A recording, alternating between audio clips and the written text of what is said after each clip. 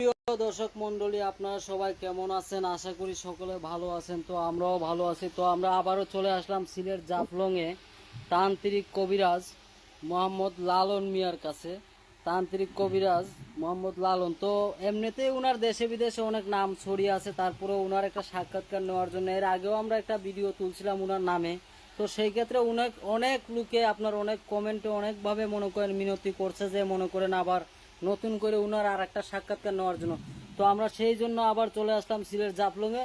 তো আমরা কথা না বাড়িয়ে সরাসরি হুজুরের মুখ থেকে কিছু কথা শুনবো এবং উনি কি কি কাজ করে তার বিষয়ে আমরা জানবো। আসসালামু আলাইকুম হুজুর। ওয়ালাইকুম সালাম রহমতুল্লাহি ওয়া বারাকাতুহু। অনেকদিন পরে সাংবাদিক ভাই আসলেন, কি বিষয়? ভালো আছি। তো হুজুর, আমরা বিভিন্ন মানুষের মুখে আপনার নাম শুনে আবার এবং কি কমেন্টও বিভিন্ন দর্শক শ্রোতা আপনাকে আবার চাওয়াতে আমরা আবারও চলে আসলাম আপনার আরেকটা সাক্ষাৎকার নেওয়ার জন্য। তো আপনি কি কি রোগের সেবাগুলি দেন, মানে দর্শকের উদ্দেশ্যে যদি একটু বলতেন, মানে কি কি কাজ করে থাকেন? বসেন এইদিকে। যাই হোক, ও জানবেন কি কাজ?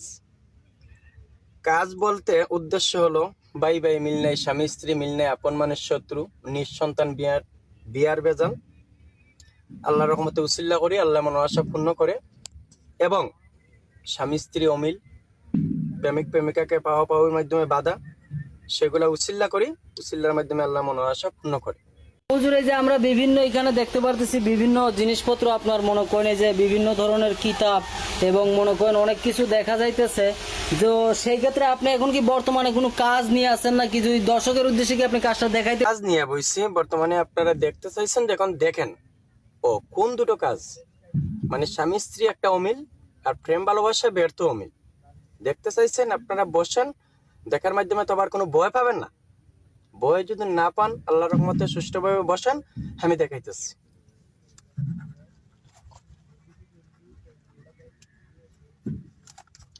দেখতে চাইছেন, দেখেন।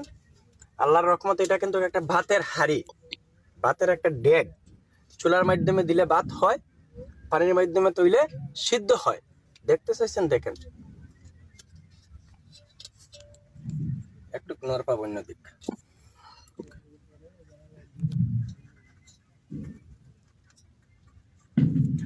যে দুটো মানুষের কাজের জন্য বইছি, তার নাম ঠিকানা সবই নিলাম। এটার মাধ্যমে আমি কয়েকটি চাউল দিলাম, আল্লাহর রহমতে কয়েকটি চাউল দিলাম। আমাদের ময়রমপুলের একটু আশীর্বাদ দিলাম।